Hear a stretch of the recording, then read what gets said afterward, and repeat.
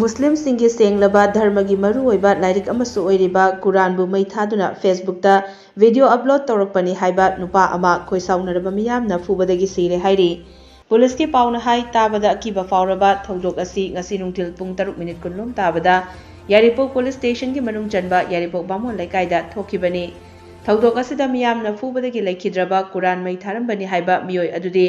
यारिपोक केक्रू मखा लैकाइदगी MD Imran LS ngánu chahi 13 apokpa laikhidraba MD Ajiruddin kawi hairi paw asina hai ngasi nungtil Imran hairiba miyoi asina yaripop ke kruda leiba gwarok chingi mafam amada leiraga Quran paidunu wa nganglaba matung mafam adumaktada Quran adu mai thabagi video ama masana Facebook da upload tawrakpadagi miyamna unakhibani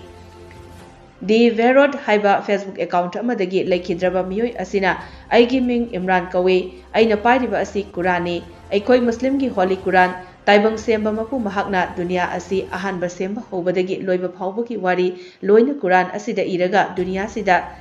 tharakrabani aibu semba mapu aduna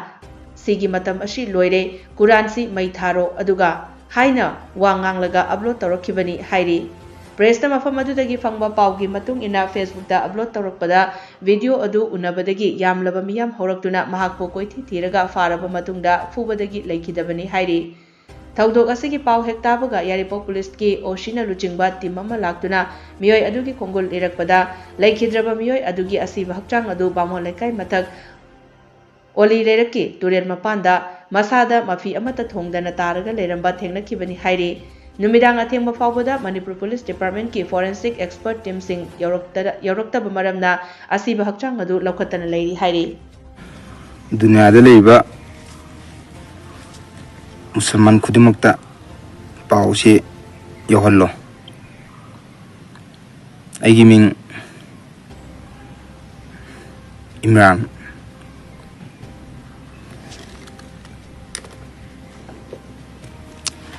Here ana paija Quran ne koi muslim gi holy Quran taibang semba mapu ngakna se dunia se han semba hobakanda si semba hobudagina loyo fobagi se si wari loina Quran sida iraga dunia sida tharakram ne ado aibu semba mapu do aduduna sigi matam se loire Quran se mai tharo aduga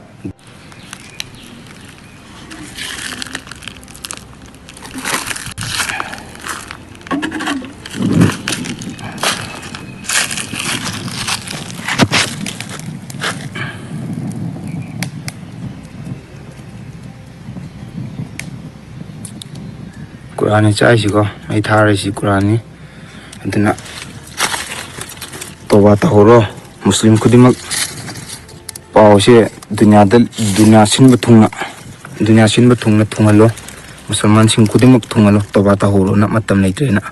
pause hollo sai si Quran ni is Quran ni